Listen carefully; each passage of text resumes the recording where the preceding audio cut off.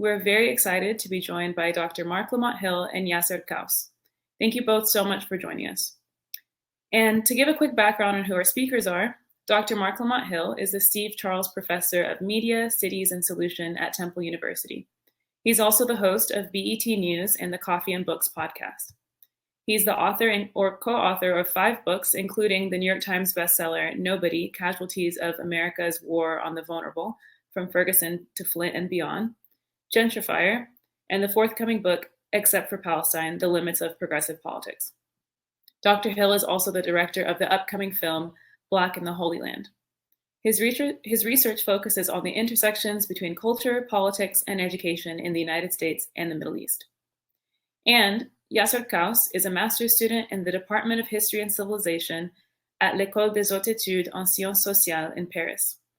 His research focuses on social history in Palestine, specifically focusing on the historical construction of the Black Palestinian community in Jerusalem, where he's from. And I'm Pascal Payan. I work as a research associate at McCann, and I'm also a PhD student at the University of London School of Oriental and African Studies, where I'm studying cultural studies related to the African diaspora. I'll be facilitating today's talk.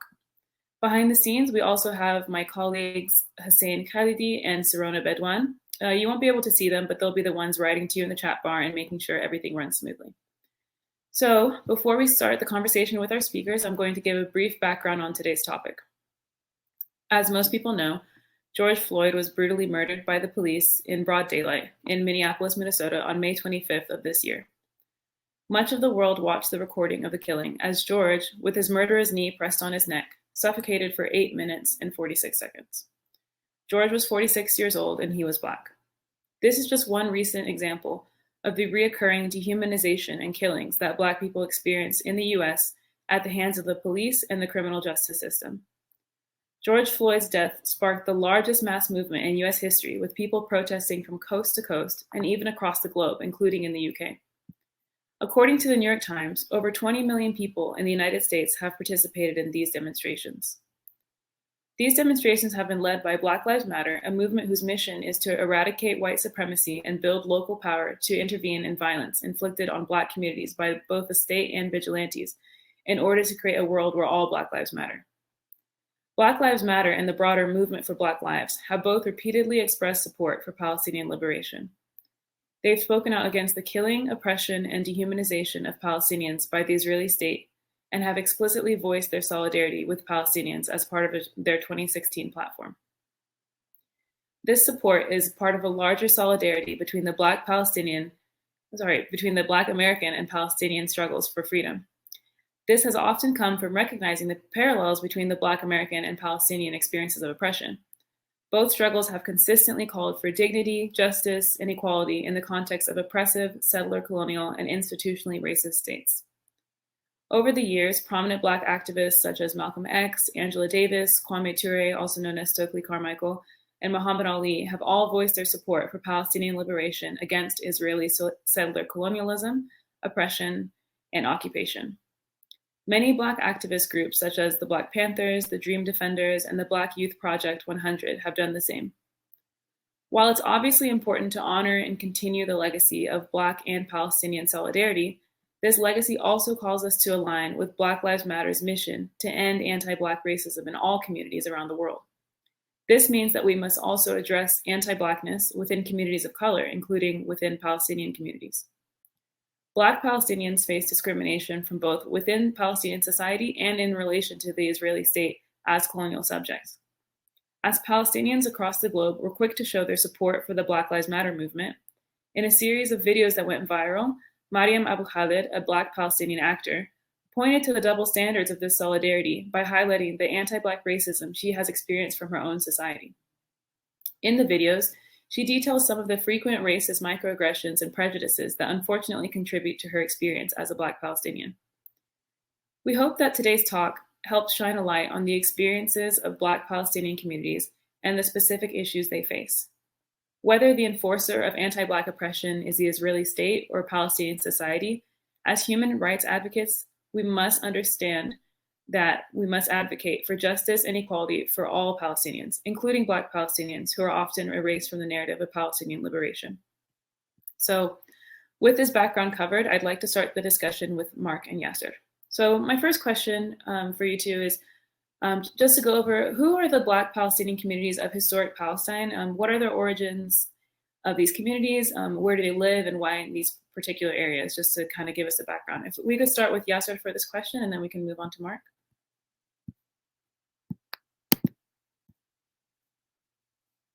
Yasser, you're muted.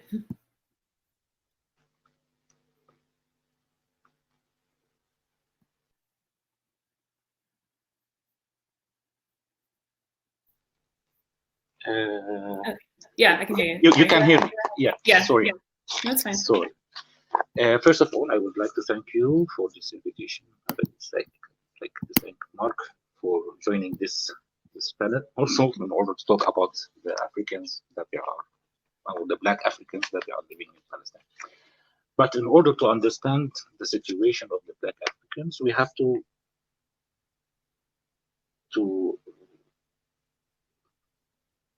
think a little bit about the history of the Africans, of the Black that they are living in Palestine. So during to the older resources, the rare resources about the Africans or the history of the Africans in Palestine, we can identify that the Africans that they have been categorized on base of their origins or on the legal on the acts of and the legal aspects. So for the Ottomans, and I'm starting with the Ottomans because this is, I think, the long period that most of the African, the Black, have been deported to Palestine. For them, they have been dividing Africa into three regions according to the Islamic law. So we have regions that it's called Bilad al-Harb, which means the region of war, that most of the slaves, they have been deported from these regions, which means, and we can find in the resources, that there are particularly two regions, which is Ethiopia and Sawahili, which is Africa, the East Africa and the East Africa, especially in the East Africa. And another region which is called Bilad Salam, the region of Salam, of peace, which had been the state or the Christian state in Ethiopia. So these people that they have been from these areas, they can consider as Zimmis. Zimmi in Arabic, it means that they are the population of the books that they are Christians or Jewish or something like this. The other region which have been named in the register or in the sources, in the historical sources, that they are being coming or arriving from Bilad al-Islam in Africa, which means the region of Sennar and Darfur. And according to these categorization of the land, the status or the social status, it had been created for the three groups that we are talking about. So the people that they came from the non-Muslim, what we can consider it the non-Muslim or the Bilad al-Harb, the land or the regions of war, they consider as slaves. So we have slaves that they are coming, that they have been deported from these areas, and the people that they came from the Bilad al-Salam, which is the region of peace, they are considered as Zimmis. They are free, but under condition. And we have the third group that they are coming from the Muslim region, that they name them that they are Tekruris. They are coming from the Tekruri area, which means Sennar and Darfur. So the status had been according to that, between a free man and a free man with limitation and a slave. And according to this category, we still find the continuity of this category till now in Palestine. So we have people that they are considered as slaves, and in Arabic, and what they call it abid. And we have the other people that they consider themselves that they are the part of the the ummah, the what we call it, the nation of Islam or something like this, which are they considered that they are terrorists. So this, as I say, this give us a little bit about the history of the of black that they are living in Palestine, and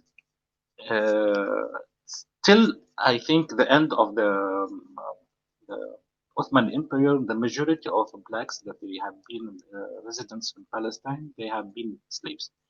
And slaves, we can find a slave in nomad regions, rural regions, and in urban regions. So, because of that, it can explain for us why there are black people that they are living in different, villages or different cities in Palestine. So, we have a community that they are living, they are considered as nomad in the Negev, which is in the desert of the Negev, and we have people that they are living in different villages. I can imagine now one of the example as Kofar Qasim as an example, and we have others that they live in the city.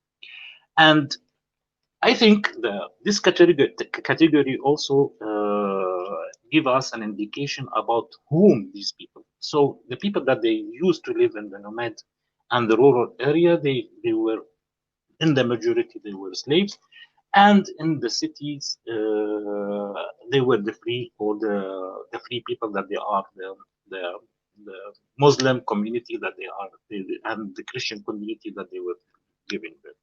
So this is a little bit about the history of the Africans that they are living in Palestine. So as yani, continuity for this history, I think yani, in general, yani, the Black Palestinians in Palestine, they have been, though you are classified as from non-Muslim, a Muslim, or a peaceful region, in general, the black that they are living in Palestine, they are named as Abid, because this is bring back the the stereotype, the Arabic stereotype towards the word Abid.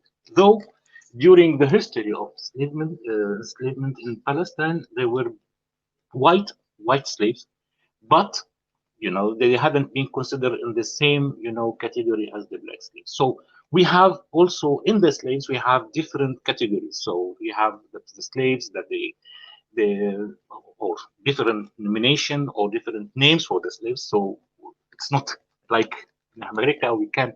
And they were a little bit abid. It means a slave, but also we can use another references as atiq, or as sorry, as riq, which means also a slave, and qin, which means the slave of the house.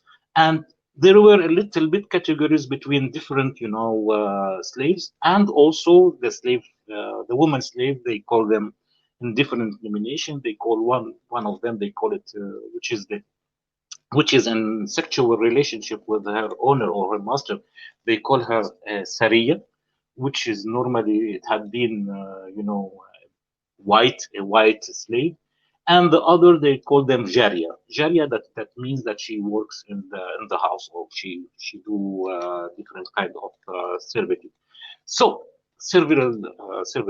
So I think that the different also it have been cause it had been different because of the color of the skin. So we have what we call it the dark skin. There were a difference between the dark skin and the light skin. So in some of the resources we can find that they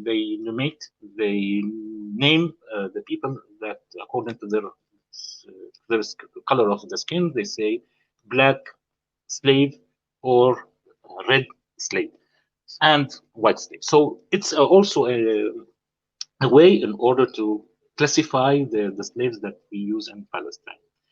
For the Muslims that they arrived from from the Islamic region in Palestine and in Africa, they used to call them Takarni.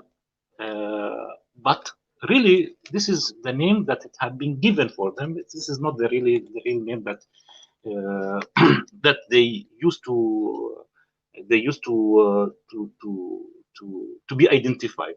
For them, they are not the Karne. They are not from this region. They are from, ascendant of the tribes such as Fulata, Hausa, or other tribes. So we are talking about different perspective, the outside perspective, which is our outside nomination, which is have been given by the Arabs, especially for the geograph Arabs, because Ibn Battuta, the first, I think, the geograph, the famous geograph, he named that this area is called the Takrur area, and Ibn Khaldun also he named it in the same way. But for the African themselves, they named themselves according to their tribes. So this is a distinction also between the outside the nomination from outside and from inside. Most of the people, as I say, they came, the majority of the Black Africans, they have been deported as slaves. Because of that, we can find a small group that they are considered to be free, which are the African community that they are living in Jerusalem. The others, they have been, deported as slaves. So we have a forced migration for these people, and there were a distinction between the two groups. So we don't have the same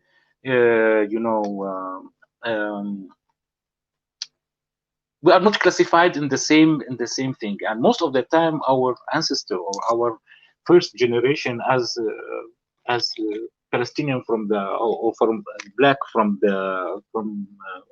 Jerusalem, most of our first generation or our father, they used to tell us that we are not slaves, we are free men and free women, that we came to Palestine and for different reasons we came in order to participate in the Arab army in order to defend Palestine in the 48, and we had been part of the this army in order to stop the Zionist movement in Palestine. And after that, we had been settled down in Palestine, and they created their own group.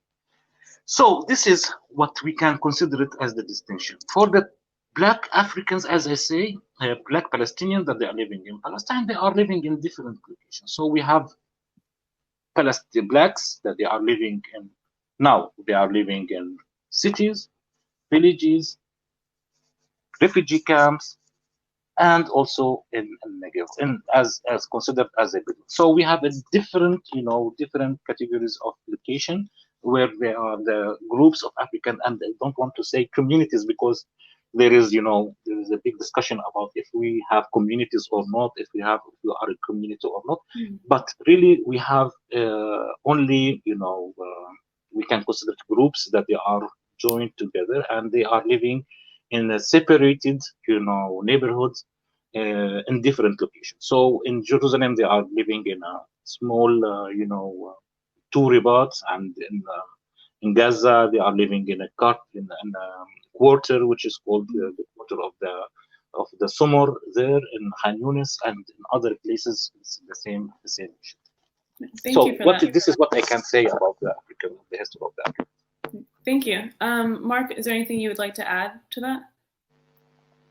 You're muted, Nelson.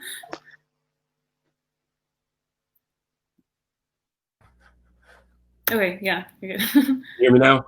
Yeah, I can hear you. Okay. Is there anything you want to add to that? I think Yasser covered the bulk of it. I mean, I think a couple quick things I would add, just in the interest of time as well. I think, first of all, just to give context, I am an ethnographer. I'm a cultural anthropologist who has spent the last 5 years studying these communities. So of course I defer to Yasser because that's home for him. Yeah.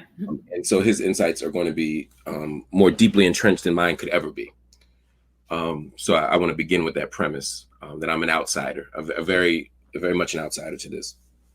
But I spent the bulk of my time in Jerusalem, in the African Quarter, where Yasser's family is from. And I've spent a great deal of time with his family and with many of the other families that live in this community. And so part of what I was thinking about when you asked the question about Black Palestinians, I think it's really important when we frame these conversations, language becomes very, very important for how we make sense of how people experience race in Palestine. And the first thing that we often do in the West is take our racial frameworks, our language, our words, and then bring them into Palestine or into Jordan or into Qatar or wherever, and say, okay, where are the Black Jordanians? Where are the Black, where are the Black Palestinians? And in doing so, we don't just use the language. We don't just import language, but we often also sneak in ideas and we take for granted certain understandings of how race operates. And so I would argue, I would begin by saying even the language of Black is very much rooted in Western ideas around the Black-white racial paradigm. The idea that there are, the what it means to have Black in America refers to the way that people who look like us are racialized. It's an identity marker in terms of how we're racialized in America. There is a racialization process that happens in Palestine as well. But the primary way that people are racialized in Palestine is not by skin color. In other words, Ruth Gilmore talks about racism as being the systems in place that subject you to premature death. The thing that makes you vulnerable in Palestine is not being from Chad or from Nigeria or from Senegal or from Sudan. The thing that makes you vulnerable to premature death, the thing that makes you unsafe and unprotected in the Palestinian context is being Palestinian.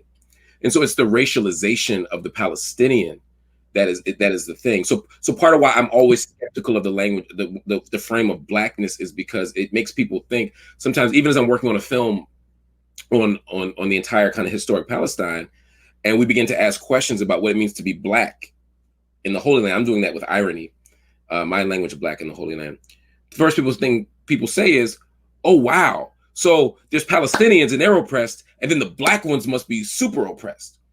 And there is anti-Blackness in Palestine. There is a way that Black people are, the area, which is where they're from, if I'm walking through the old city of Jerusalem and I say, where's the African Quarter, the African community, people are much more likely to say Habs al-Abid, right? They're much more likely to say Habs al-Abid than Jalal al-Fiqhiyya or Hayy al-Fariqa or something like that. In other words, it's much more likely that they're going to use a racial slur, matter-of-factly, to frame and use that word Abid that Yasser talked about, right? And even the very idea that these people are of slave origin and what the social category of the slave means is itself a way of knocking Black Palestinians down a peg. So I'm not denying the anti-Blackness, but I think for me, when in my own work, what I try to do is, when I talk to people in Jerusalem, they very much will say I'm using Afro. I'm Afro-Palestinian. I'm Afriqi Palestini, right? They're very clear about that. But when I go to Jericho, if I go to Ain Diuk, they're not going to say I'm Afro-Palestinian. I'm a Palestini, right? And if I ask where they're from, Ereha, I'm from Jericho. And if you say, well, yeah, but before that, they'll say Diuk. If I go to Tulkarm and say, where are you from, the refugee camp, they're going to say I'm from Tulkarm. And if I say, yeah, but before Tulkarm, they're going to say Wadi al-Hawadith. They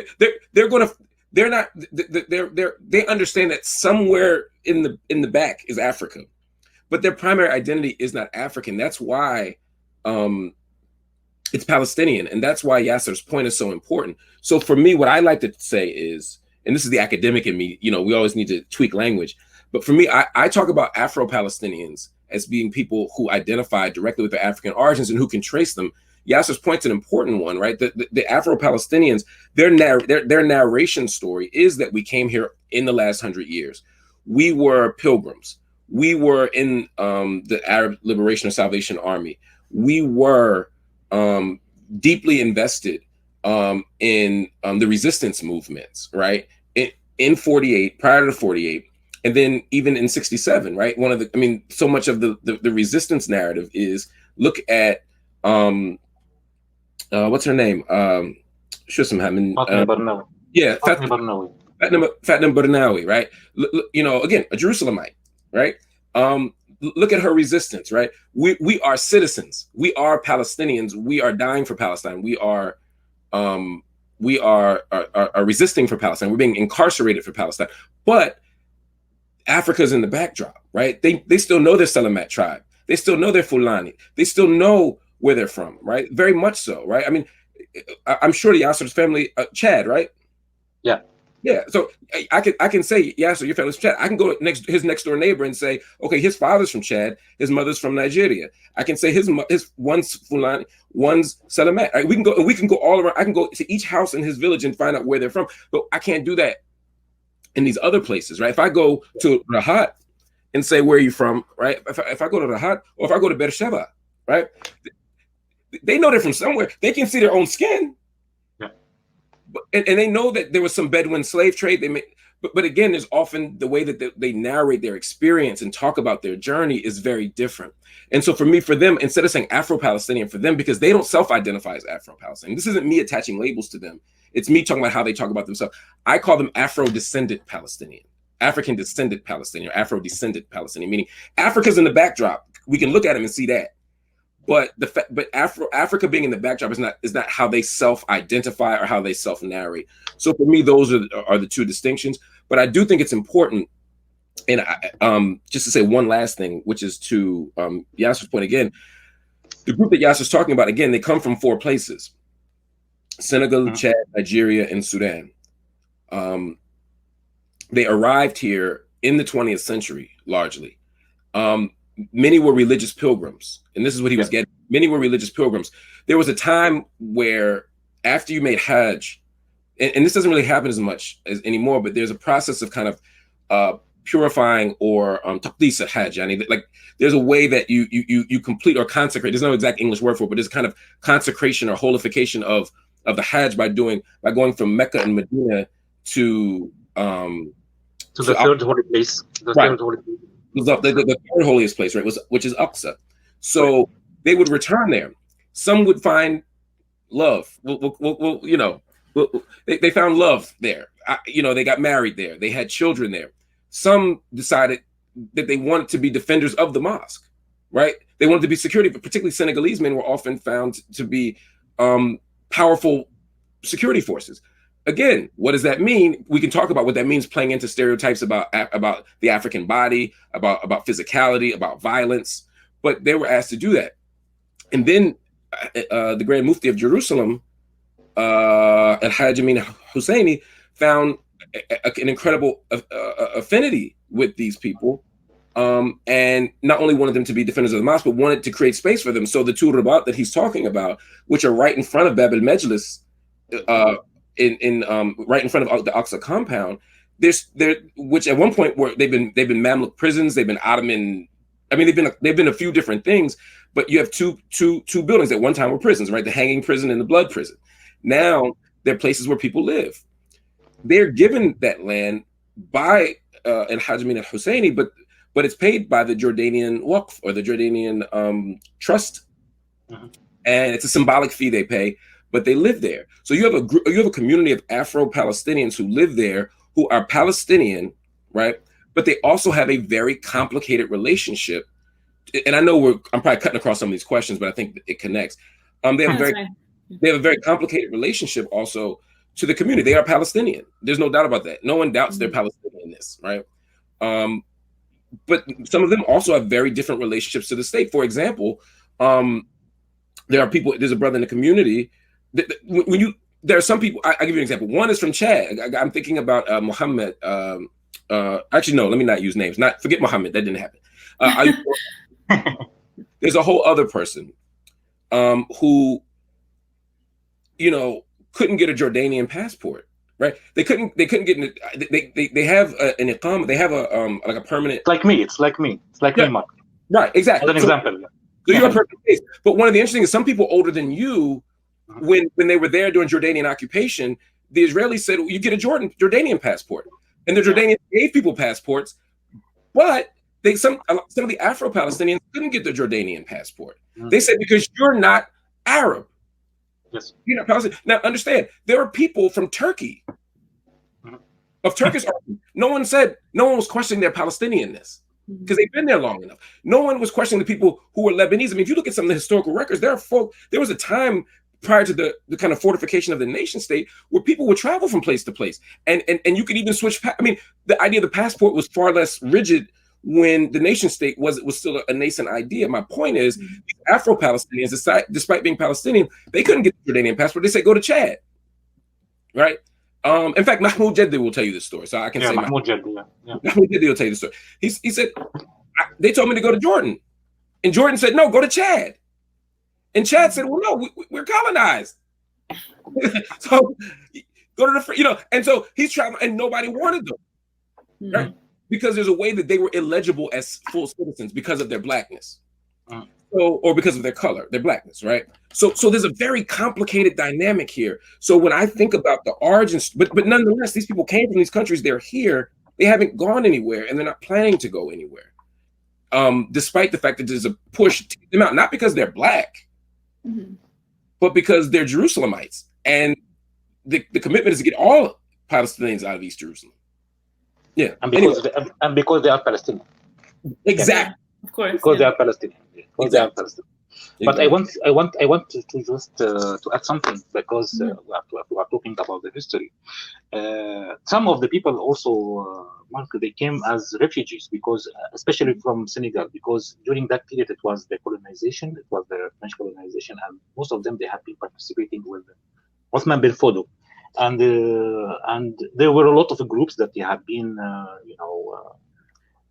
going through all the region. It's not just only to Palestine; it's also to Mecca and other countries such as Cameroon and other places that they started in order to establish their own, communities, a small community, religious communities, which is affiliated to one of the most important, one of the biggest, Sufi movements in Africa, which is called the Tijaniya. So we can find that in the African community also there is members. There were our uncle Muhammad al-Qadi, that he is originally from Nigeria, that he created the movement, he created the group of Tijaniya in Palestine. So we have this kind of link also, the religious link with Palestine, which is, for all the Muslims, it's the third place of Islam. And also, according to my father, and once my brother, he asked him a question, why you came to Palestine? So he told him that I wanted to be in the first line to meet God, because this is the place where the judgment place. This is the place of judgment. So my father, as a personal story, my father, he left his 3 sons in Chad, and he came and he established a new family in Palestine. So I think there were a huge motive for him in order to quit Chad, particularly Messina, which is his own village, in order to come to Mecca first, and after that to come to Palestine and participate and stay, and also decided in order to stay in Palestine. But also it wasn't only his own decision, because it was the changement of the occupation, because Palestine, it had been occupied in 48, colonized in 48, and occupied in 76. So we have 2 periods that the African Jerusalem, the status of Jerusalem, it had been under the Jordanese authority, and after the occupation, it had been turned to the Israeli authority. So we have all these stories, or as Mark says, for me, I'm a Palestinian. I don't have a Jordanian passport, because the status of Jerusalem, all the Palestinians that they are living in Jerusalem, they have the right in order to get a passport, a Jordanese passport, a temporary Jordanese passport. But in my case, it's so complicated. So complicated because my father, from the perspective of the Jordanese, my father, he's a stranger. He's not an Arab. He have a French passport. So when he came to Palestine, he came with the French colonial passport, and this is the thing that we have. And during to the law, the Jordanese law, he's not allowed to be married with another Arab, with a Jordanese. So we don't have neither French passport or the colonial passport, neither the my mother passport, which is the Jordanese. So what we have it's only a travel document that it allow us to travel, and it's an Israeli travel document, and it's also you have to nobility, and we are considered as Jerusalem as residents, that we are not citizens of Israel. So this is the status also the legislative status of Jerusalem according to the Israelis. Yeah, thank you both for that. I think it's really important for us to remember the different complexities within Palestinian identities, and especially Palestinian identities of those who have African descent. So that kind of points to my next question. I was curious if you guys could talk about the kind of roles that Palestinians of African origin have taken in the Palestinian struggle. Marc, you kind of mentioned this a bit before. Yeah, I think that the roles that people of African descent have played in the Palestinian struggle are the roles Palestinians played in the Palestinian struggle. I think that if you walk up to anybody, and again, Yasser will tell you this even better than I could, but if you walk up to anybody in the African quarter in Palestine, in Jerusalem, and you ask them about their role, it's a very proud one, right? Part of how they assert their Palestinianness and aver their Palestinianness is by talking about their commitment to the resistance, right? If I go into a Palestinian home and nobody's been to jail, I got questioned. If I go to a Palestinian home and no one, particularly if you came up during the first Intifada, my question is, none of y'all got there's something unusual about that, right? And so Palestinians in that sense are no different. I think that they have played very prominent roles, though. So it's not just that they've played roles. Fatima Barnawi wasn't just arrested. Fatima Barnawi, first of all, was a key advisor and consultant to Yasser Arafat. Fatima Barnawi was the first woman arrested in the resistance movement after the Israeli occupation of the West Bank and Jerusalem in '67. The movie theater where the bomb went off is what a lot of people focus on. But there's a much bigger conversation about the way that Afro-Palestinians in general have played a role in this. And it's not just an outlier. It's not just her. And after she gets out of prison, because remember, she gets out of prison, comes back and becomes the leader, the commander of the police force, of the women's police force. So they've played significant roles. When you look at the PFLP, under the leadership of George Habash, many of the prominent leaders of PFLP, even particularly if you look at in prison, much of the prison leadership of PFLP was Afro-Palestinian. But if you look at PFLP, if you look at any of the resistance movements, including the PLO, there's significant resistance there. And it's not just in Jerusalem. That's the last thing I'll say, because I know we got to move faster. Yeah. If you go to Jericho, I mean, I spent a great deal of time in Jericho with a brother. In fact, it's ironic, his name is Tikrori, right? And you probably know Jamal Tikrori. Jamal Musa, the whole bee farm below. So, and when you go there, you see Isa is still incarcerated. He's doing 20 years for resistance. Musa was a driver for Yasser Arafat. So the entire family. So if you're the driver and you're in the police force and you're in the army and you're getting arrested, you are central. You're tied up in this. They're not outliers. They're not outliers to the resistance movement. They're right at the heart of it. Yeah, thank you for that. That's definitely important to remember that, when any struggle, even if it's a something that could seem, I guess, a bit smaller, but obviously isn't something like getting arrested, it's all part of advancing the Palestinian cause. And obviously Palestinians of African descent are part of that as well. Right. Yeah. So is there anything else that you would like to add to that point? I think, I want to I think Mark, he was pointing about the figure, one of the most feminist figure in the Palestinian struggle, Fatma Barnawi, that also she was the creator of the police woman in Palestine. So she was the creator of this police woman legions or something like this. And listen, for us, yani, as for me as Yasser, yani, to be a Palestinian it's a choice. I haven't been born. It's not just only I have been born in Palestine. It was a choice for me to be a Palestinian. So I think most of the people of the African community in Palestine, in Jerusalem, I think they have been chosen to be Palestinian from the beginning. Yeah, I think from the beginning of the Palestinian resistance. And it's not just only about the community from Jerusalem, also through history. When we are talking about one of the figures before our talk, Tariq al-Afriqi, he was originally from Nigeria. And Al-Hajj Mufti Husseini, Al-Hajj Amin Husseini, he asked him in order to lead and, to lead all the troops, the military troops that they have been in Gaza and in Gaza, especially in the Gaza. And he was one of the figures that he stopped the occupation of Jerusalem, of one of the villages of Jerusalem. It's called Jabal al-Mukabbir. So it was in the 13, I think, during 14 in the 14 during that period of the beginning of the colonization of Palestine. So it had been continued by the participation in the national movement. So we have a figure such as Fatma Barnawi, that she is from Nigeria, originally from Nigeria, but we have also Mark mentioned one of the figures, Mahmoud Jaddi. Mahmoud and Ali Jaddi, they served nearly 17 years in prison also, after the beginning of the occupation.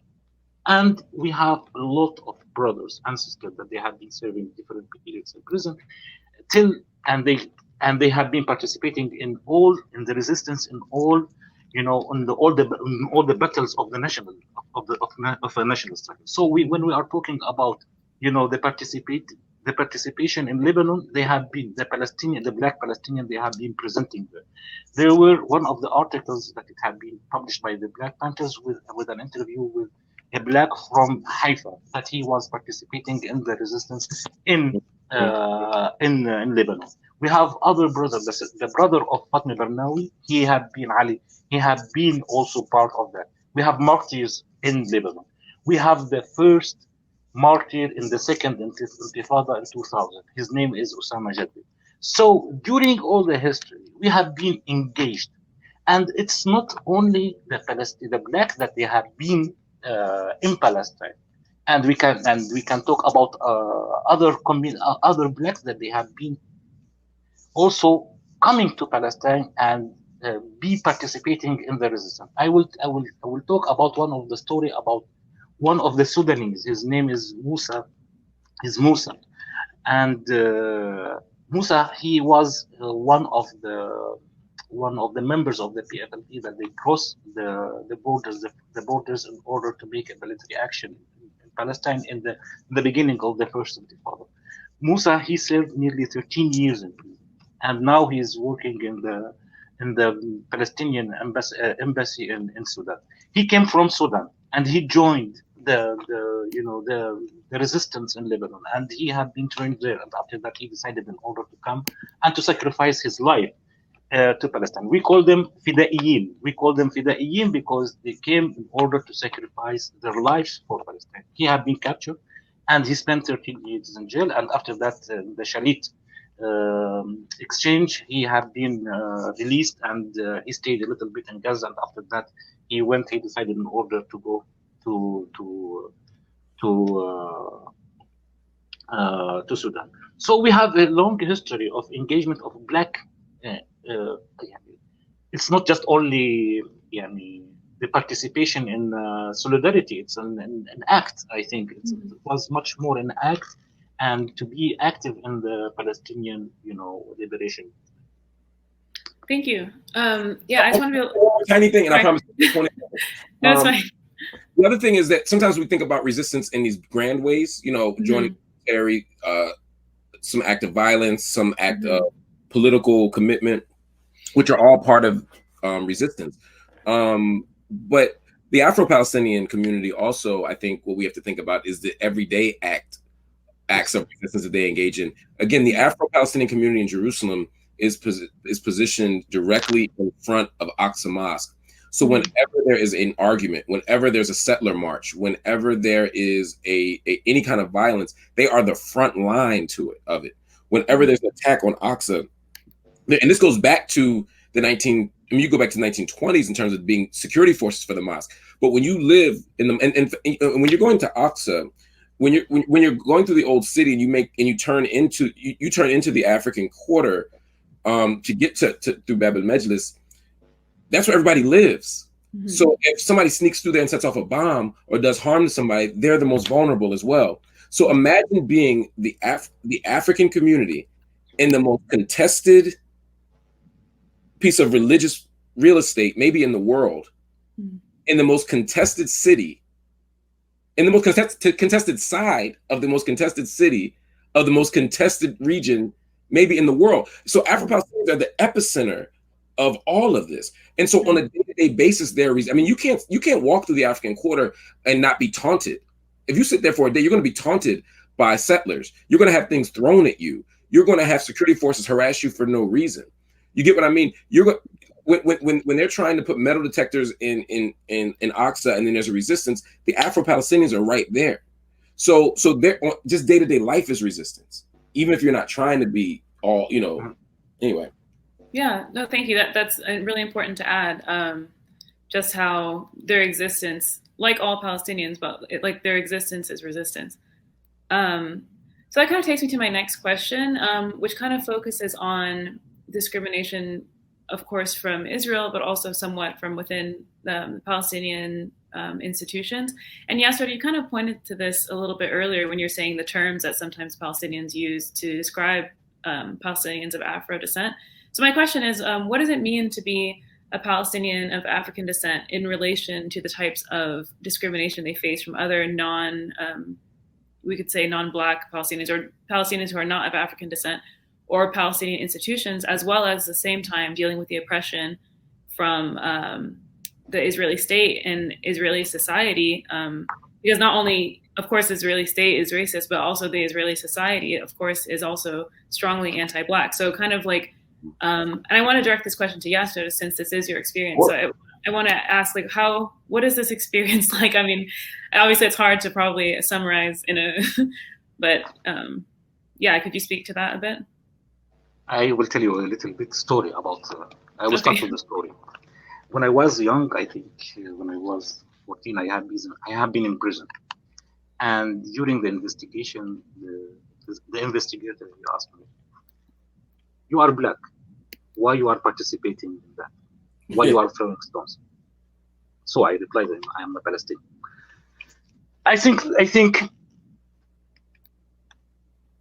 In the Israeli society, you can say that there is an institution of discrimination that it has been built. So there is a institutional discrimination, which we can call it like this, which isn't different from the Palestinian side. It depends also in what period of history. So when I start talking, I was talking about the period of the Ottomans. So now it's not the same. We can't judge the same issue now. So, because of also the participation of and the engagement of the Palestinian Black Palestinian in the liberation.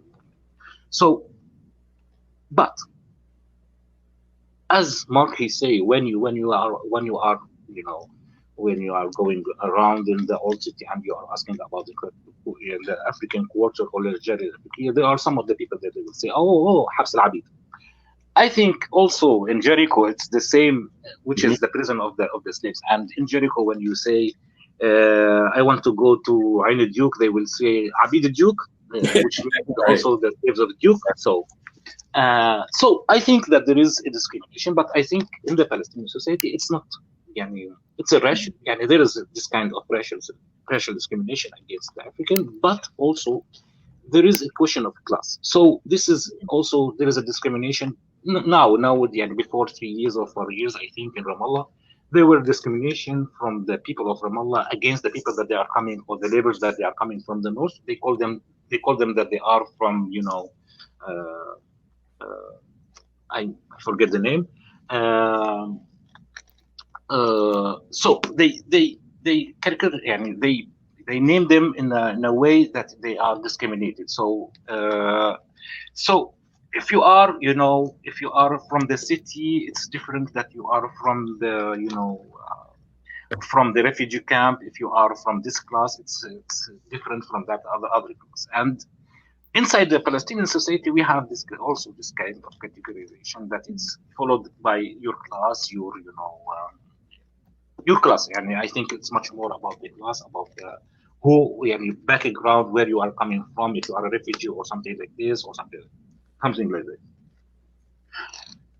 But also, it doesn't mean that we don't have this kind of racial discrimination against the African or the black people.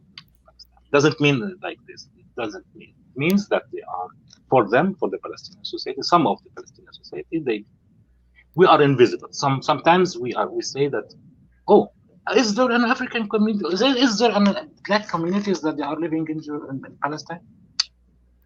Yeah, we are not invisible. We are visible. Yeah, we are Palestinian. I think this is one of the side of discrimination against the black communities that they are invisible. That they are invisible in the, you know, the public scene, and when in the public, you know, the public sphere. So this is one of the kind that we can consider it as a type of discrimination, and also especially against the women. And I think that during the last 2 weeks, there were a video that it have been, you know, watched a lot or something like this, about two couples, one from Madiha, she's from the Negev, and the other from Al-Fahim. And I was checked out, and I was shocked, because they were talking about, wow, as if this is the first time that a black woman, she get married with a white Palestinian. It was, so for me, so stupid, because as if, it's, you know, a condemnation about racism in the Palestinian society. This is a condemnation about the thing that we are talking about. So this is one of the things that we have to, especially about in the gender, in the female, most of the time, in case of marriage, especially, the people, they will refuse to get, people, black or white men, white families, they refuse to be married with a black girl, because she is you know, descendant of slaves or something like this, or because of she is of her color, that she is black. One of the issues of the, or you can say, scale of integration, it's your color. If you are more lighter, you are more integrated.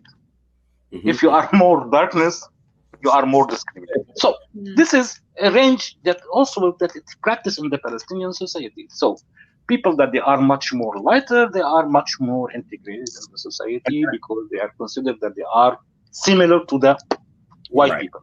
And that's why, and the black, much more the blacks, the dark skins, they are much more discriminated, because this is one of the issues. Also, we can consider it as a circle or scandal of discrimination inside the society. Yes, Mark. No, I was only going to say I agree, and I think that again, part of it is when we bring in these Western so I think that anti-Blackness exists, and I think you're right. And I think marriage is one of the places where you see it the most, because if you talk to, my experience doing interviewing Afro-Palestinians is that I'll be like, is there racism here? No. The religious people will say, Islam ended racism. Some people will say the only racism we experienced is from the occupation. And then I say, but talk to me about marriage. And they go, oh, well, yeah, there was this girl I wanted to marry. Or, oh, yeah, I could. And the stories start to come out. And so I think that's absolutely true. And again, the anti-Blackness is there to the extent, as Yasser said, that the darker you are, the harder it is to integrate into society. But what I wanted to add also was, this idea of racism, right? Again, not from a Western place where we tend to reduce race to the black-white paradigm, and racism is rooted in a very specific kind of commitment against the primary expression of racism in America is anti-Blackness. I think we see Ansariya in multiple, right? So there's a way that Ansariya can be about race, but it can also be village to village. Yeah. It can also be region to region. And so it can be country to country. So if I were to say, you know, that and I even playfully to say like I'm racist against Jordanians, I would use Ansariya, right? Which isn't about skin color. So the reason I'm saying that is because, again, sometimes when we translate this conversation into English and we're having these kind of racial frames, we think of we overstate or understate what racism means in the Palestinian context. And I think it's really important to understand that the kind of Ansariya that we see is sometimes not about Yasser being black, although it absolutely could be, right? There's Blackness to be sure. But there's also that same Ansariya from somebody who's from Tulkarm and Mukhayyam, from the camp versus from the city, right? There's other, when we can think about the camp as its own kind of racialized identity in a certain kind of way to be a camp person, right? But I don't want to stretch it too far. But my point is that there's complexities of discrimination and racism that aren't as simple as, you know, black versus white. At the same time that there's anti-Blackness that plays out in terms of what people put on their skin, people's skin lighten, in terms of what kind of hair, in terms of the popular representation of the Palestinian in media. And it's not just here. I mean, if you go to Lebanon, you go to Jordan, right? You see these instances too. I mean, one of the most popular videos of the last 3 years is Gumi by what is her name? Faddis. She's a very popular Lebanese singer. It'll come to me in a minute. But in the middle of the video, she puts on blackface, and she's in the jungle, and she's dressed like an African, what we stereotypically assume as an African. So like it's a very complicated thing, and I just think we have to be. Maryam Faddis is her name, Maryam Faddis, and we have to think about all that stuff. I know we have to move to other stuff because yes. Yeah, but let me add that the Ansariya it's in the social and economical level. So we are talking about this is the level that we have it in comparison with the Israeli, which is more institutional. So for the colonization, it's much more institutional. So when we are talking about the statue of the Falasha, the Jewish that they are the black Jewish that they came from Ethiopia, where they are in the categories in the Israeli communities, and you can make a comparison with it with the Palestinian black African Palestinian or black Palestinian. So for them, the first accusation for us that we are Palestinian and plus we are black and plus if you are a female. So it's a triple discrimination if you are living in this context. So this is the thing that we are trying to explain. Yeah, thank you for that. I think it's really important to kind of talk about the, I guess, intersection of the different experiences that Palestinians of African descent experience, and especially as you mentioned, Yasser, especially for women, how this factors in a bit differently for them.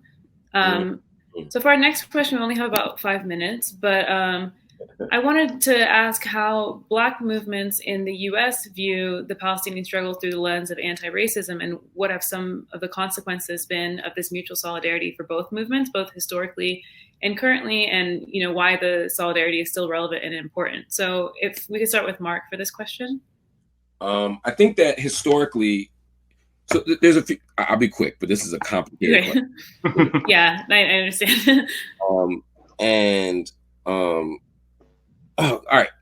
Can I say one more thing about the last question? Yeah, that's fine. Only because it's very important. It's okay, yeah.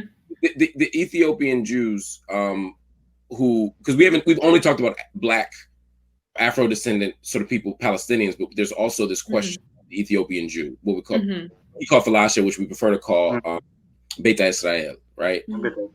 And you have, because this is a white supremacist state. And so so Palestinians are racialized, but on that racial hierarchy, Ethiopian Jews also are lower on the hierarchy. And so it's a very complicated dynamic language. When I first started doing field work in Palestine, the first thing I said is, you know, I would ask people in the African quarter, like, what do you think about the Ethiopian police officers? What do you think about the Ethiopian soldiers? Like, do you see Black solidarity? But again, they're not racialized this way. They're racialized Palestinian identity. So they were like, no, that's my occupier. And you have to also think about, so again, that's why the racial paradigm, the Black-white racial paradigm doesn't hold, because you see, again, an Ethiopian who comes, right? Most came to Operation Moses or Operation Solomon. They were airlifted here decades after people from Yemen, decades after people, obviously decades after the, century after the first Aliyah, right? Decades after people from Eastern Europe and Western Europe, decades after American settlers. But they had to go to absorption centers, right? Some were sterilized.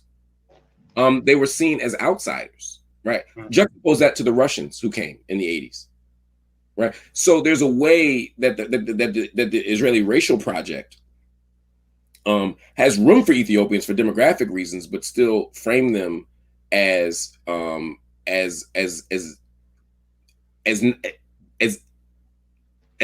on the hierarchy than an Ashkenazi, than a Sephardim, and what they call what we would call Arab Jews. They have them lower on the hierarchy, and so I think that's an important thing to think about as we talk about it, because sometimes, but that plays out in terms of anti-Black racism from Palestinians as well. Because I've been at checkpoints where they'll curse out the Black Ethiopian, but they won't curse out the Russian. They'll use a racial slur against the Ethiopian soldier, but not against, so the Ethiopian soldier becomes Kushi, right? But the Russian does not. So we have to think about how anti-Blackness plays out in that context as well. And there's a lot more to be said about that, in terms of, we can talk about that. But the reason why that matters, partly because when Ethiopians were getting killed in the street a couple years ago, right? Some of them called me and say, well, can we join Black Lives Matter in the United States? So this creates a very complicated conundrum, because on the one hand, they're facing anti-Black state violence. Right? That their Blackness, their Ethiopianness is the thing that's making them subject to random or to less security, to premature death vis-a-vis the state. That's what they're arguing, right? And so if you're in South Tel Aviv and they're so they're calling us, but BLM is an anti-imperialist project, and we stand against the occupation. So how do we navigate that potential contradiction between saying, look, we don't want Ethiopian soldiers to be killed because they're Ethiopian. We don't want them to be killed, period. We want anybody to be killed, but we don't want them to be killed. We understand the anti-Blackness of this as well. But you're also occupying our Palestinian brothers who we stand in solidarity with. So we have to flesh out and work through those politics. Historically, and this is why I'm saying this, historically, and I'll be done in 42 seconds. Historically, initially, there was a strong movement of Black people supporting the Zionist project. The reason Black people support the Zionist project in America was because we weren't associating the Zionist project with dislocation, with settler colonialism, with the harm of Palestinian people. What Black people were attempting to do was imagine a political possibility that existed elsewhere, to say that we could have a national project that where we go to another place for safety, security, freedom, and self-determination. And so Marcus Garvey and even Elijah Muhammad, all these people saw what was happening from the end of the 19th century until the middle of the 20th century, and said, look, we like what's happening in Israel because we understand Zionism as a liberatory project. What we didn't understand at the time, what not enough people understood, was the dislocation that was happening, that this was a settler colonial project. And as you see, by the time you get to Charles Schuyler, when you get to the 50s, you begin to see much more Black people saying, wait a minute now. And then by the time you get to Malcolm X, right, when Malcolm makes his second trip, he makes his first trip in 59, his second trip in 64, Malcolm is, he's understanding this. He writes an essay, Zionist Logic.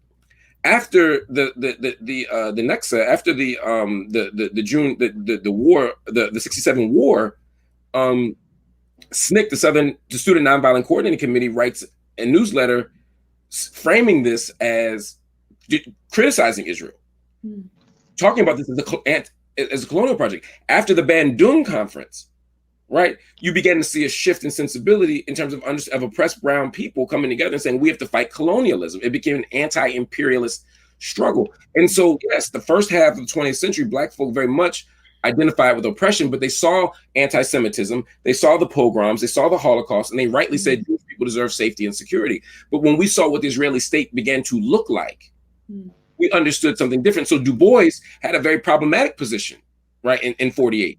But by the time you get to 67, he's saying, wait a minute. Oh, I'm sorry, Du Bois died in 63. Let me not say that. By the time you get to 62, Du Bois is saying, wait a minute, this is looking different. And his vision was still a binational project where Palestinians wouldn't be removed from the land.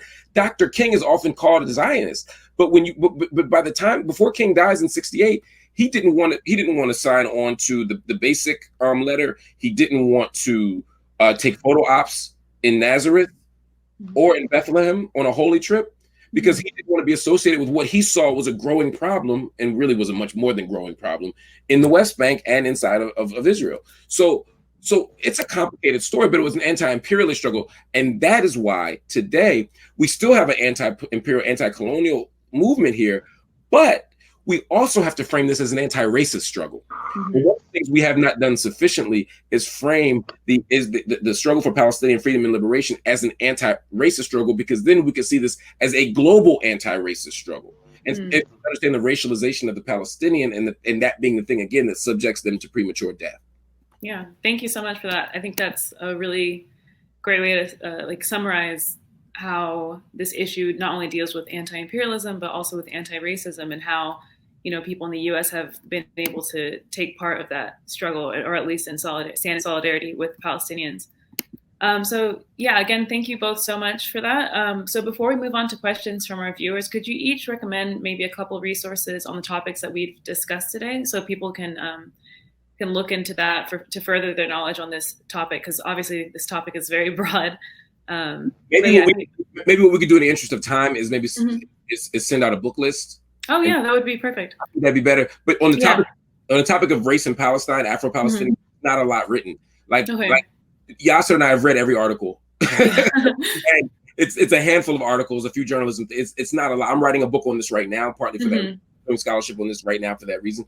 But there's not a lot. But in terms of the broader picture, we'll sound. Okay, yeah, that sounds great. Because we'll be emailing people afterwards anyway, so we can just add that to the list. I would love to do that. Yeah. Yeah. Okay, great. So now we're going to open up the floor to some questions from our audience.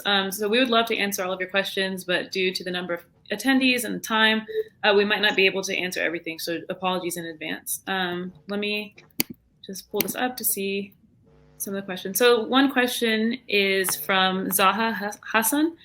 And their question is, I find it very powerful to understand that being Palestinian is a choice for Afro-Palestinians. To what extent has Israel tried to co-opt the community, as has been tried with other Palestinian communities? Have they tried to co-opt the community? That's a good question. Yasser, have you experienced that? Has the Israeli government attempted to divide or use the Afro-Palestinians against other Palestinian communities? No, I don't know. But I will tell you a story that in the 18th, I think that the governor of Jerusalem, his name is Teddy Kolik, and he came to our community and he proposed in order to give us funds in order to continue our work in the community center or something like this. But our fathers, they refused, because they say that we can't cooperate with non-Muslims, because they are, for them, this is much more religious issue. But but for us, I don't think that there is this kind of separation, or no, I don't know. Okay. I don't know. Yeah, I agree. Okay, yeah, that's fine. I didn't think there was, but I didn't feel like I wanted to make sure that I wasn't missing. Obviously, he would experience it differently than I would. Yeah, no, it's fine. We can go on to the next question. So the next question is from Tyrone Fleurizard. And the question is, what does Black solidarity look like? And how can Black Americans or other folks from the diaspora support the resistance? I think for me, this question of solidarity is always a complicated question. What I like to talk about is what solidarity is not, and how maybe we shouldn't think about it. And I've written I wrote a short essay on Black Palestinian solidarity. It's in the Journal of Biography, which I'll add on the list as well. Because sometimes we try to, I think one thing we have to do is move away from solidarity as sameness. When I bring delegations to Palestine in the past, when I brought delegations to Palestine in the past, the first place I would go is the African Quarter. And they'd meet Mahmoud Jiddi, or they'd meet Ali Jiddi, or they'd meet Musa Takrori, or whomever, or not Musa Takrori, they meet Musa Qous, and they'd say, oh, look, there's Black people there too. Let's fight. And it's like, well, the solidarity that I want to form, to me, shouldn't hinge on there being people who look like you. But also we overplay sameness and we lose the nuance of what's happening. So the first thing to say is, well, there's Black people there. Well, yeah, but race works differently here. Or, oh, look, we have gentrification in the United States. That's the same thing as the kind of home demolition and removal that we see in Jerusalem. It's like, no, it's not the same, actually. The way that capitalism drives gentrification in the United States, and racism drives gentrification in urban America and say Brooklyn, is not what's happening in Jerusalem, where you don't have citizenship status, where you don't, where they're weighing your trash to see if you've lived in the house and to make sure you're following the Center of Life, Jerusalem Center of Life laws. It's a very different thing. I'm not comparing. I'm not having an oppression derby here. I'm saying that it's not always necessary to do that. The other question, solidarity, people talk about is showing up for each other, right? And I do think we need to do that. There's a way that we need to be in solidarity with each other, meaning that you need to be at our rallies. You need to be fighting for our causes. We need to be supporting each other financially. We need to be doing those things. But what I don't want to do is reduce solidarity to a transaction, because then that creates its own power dynamic, right? So there's a way that I can, even in BDS, right? Like, it's a power dynamic, right? It's easy for me for me to boycott in the United States. I can say, you know what? I'm not buying Intel chips. I'm not drinking this water. I'm not eating this hummus, which you shouldn't eat anyway because it's shit, sabra.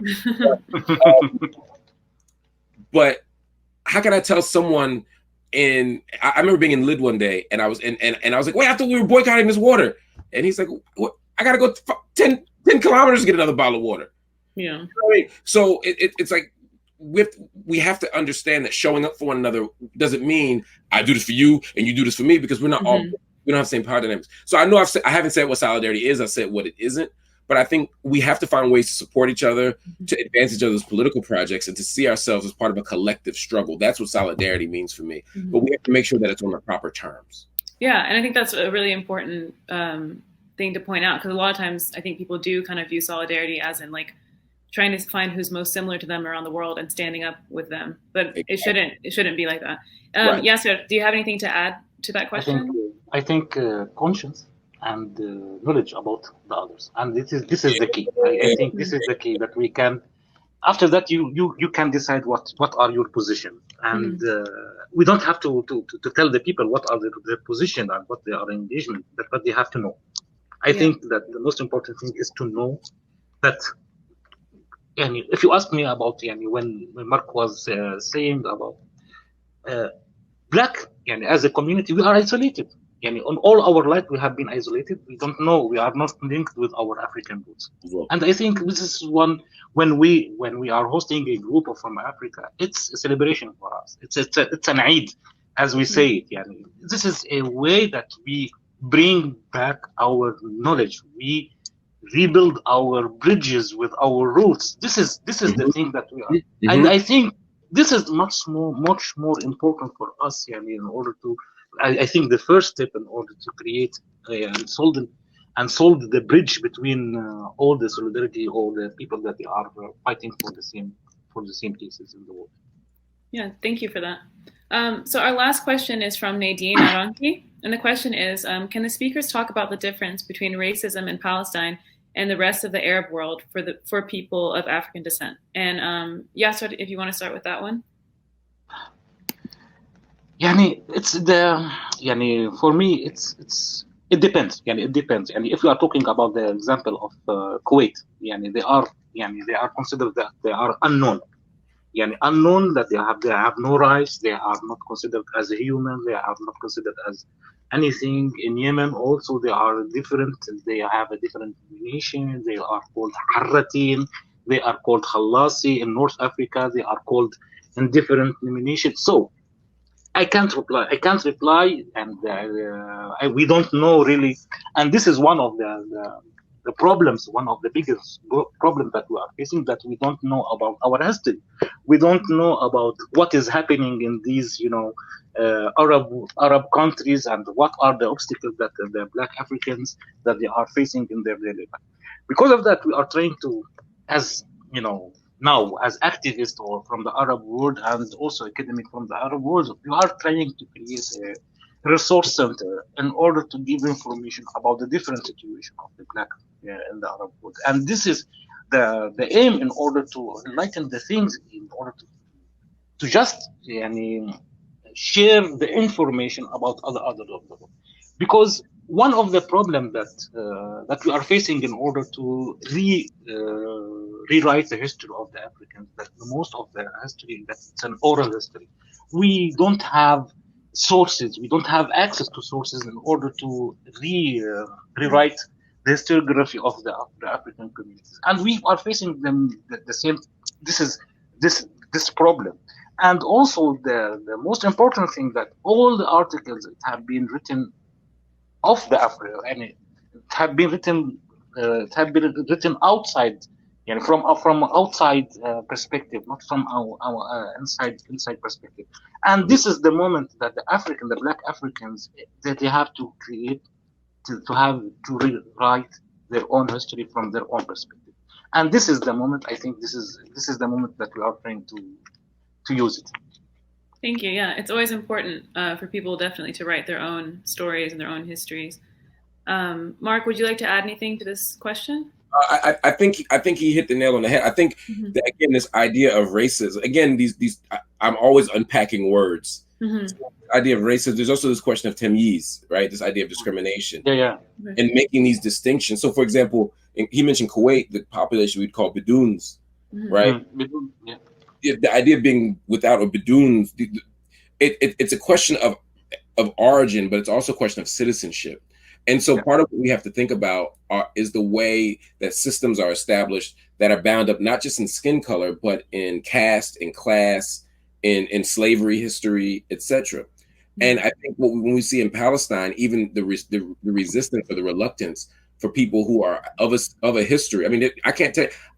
I've never met an Afro-Palestinian who says, "Yeah, we were slaves." Right? Everybody left Mehmet Ali Pasha's army. Everybody was in the Uthmani army. Everybody was a pilgrim. Nobody ever says, "Yo, yeah, I was a slave." And so, and the reason I'm saying that is because there's a social identity bound up in that, right? And so, in some ways, that is as significant a part of our identity as this other stuff. And when you travel around the world, the Arab world in particular, whether it's in Libya, right? There's the question of skin color always. That we live in a white supremacist world. But it's also a question of citizenship status. It's also a question of how your labor is being exploited. When you go to Dubai and you look at the average, or Qatar, right? If you're sitting in Doha and you look at you can go from the airport in Doha. I spent a week in Doha and didn't meet anyone who spoke Arabic. Right? Like everybody was from the Philippines. They were from a few people from Egypt. A few people from West Africa, but nobody was Qatari, right? And it's a fascinating thing, but none of them were citizens. And so when you say, well, the average household income in Qatar is this, that's because all these people aren't the average Qatari. Yeah. Right? So the reason I'm saying that is because they have their own status of exploitation, and there is a systematic denial of access to social goods, right? Which is how we sort of frame racism here, right? But it's not because of their skin color. There are people in Jordan, what we call the Ghor or the Ghorwani, right? In the Ghor, the Ghorwani, who look like Yasser, right? Who have plenty of access to social goods. I can be in Amman and see people and walk in the store and they look just like you, Pascal, or me. And it's not that's not the primary thing that gets them that.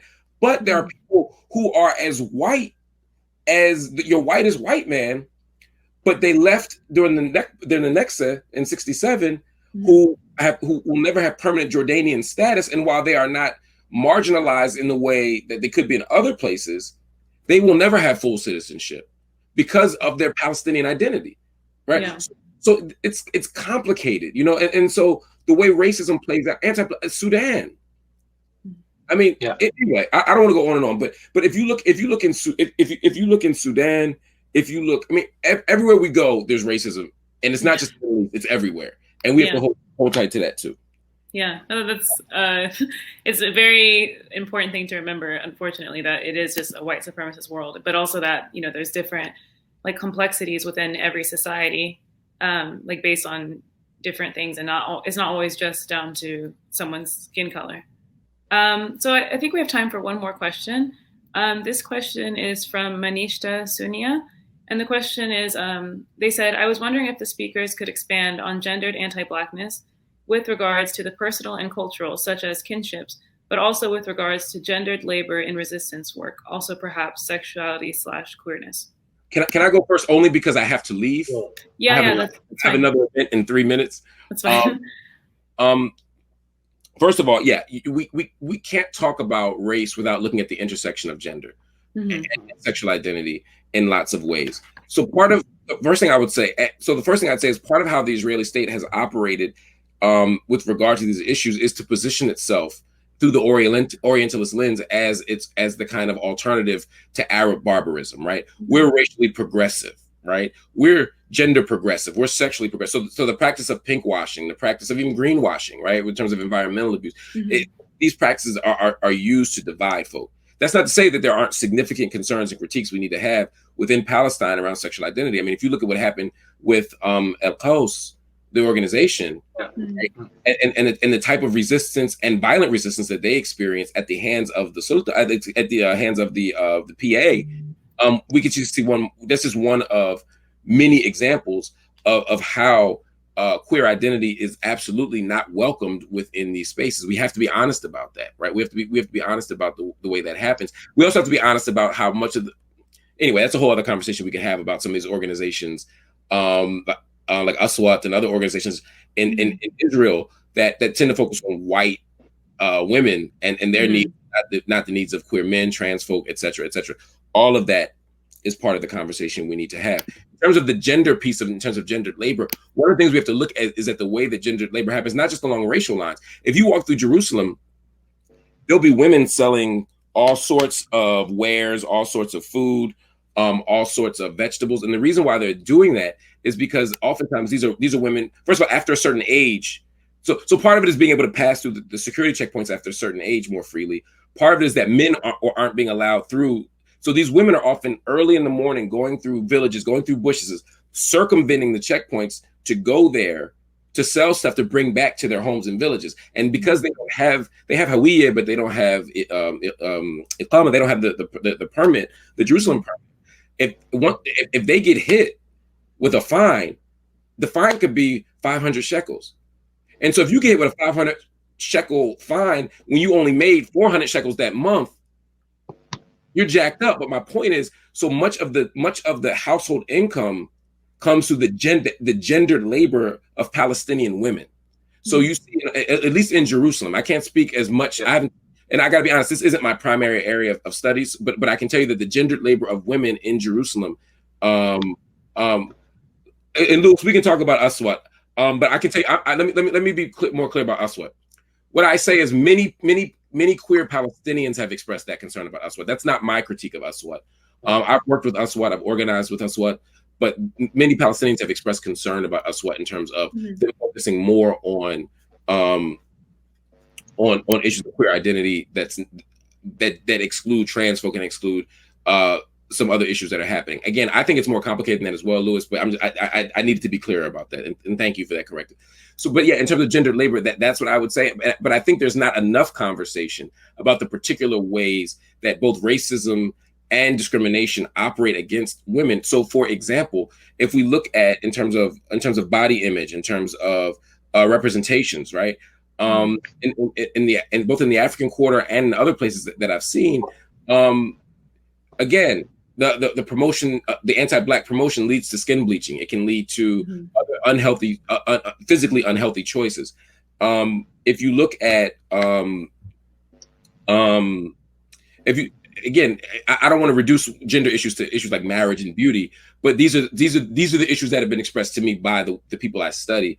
Is they say that oftentimes Afro-Palestinian men will marry, white-looking Palestinian women, but that it's much harder for them to get the opposite to happen, and so they're often left with fewer marriageable options, and as a result, it shifts how they operate. Right, being able to operate in the public sphere in the 21st century becomes much more complicated, particularly in Jerusalem. They say in Ramallah or Al-Beira they have much more freedom, but in Jerusalem it's much more difficult, and some of that is around various levels of religiosity. Anyway, I have to go. I apologize that I have an event that I'm now late for. That's fine. Thank you.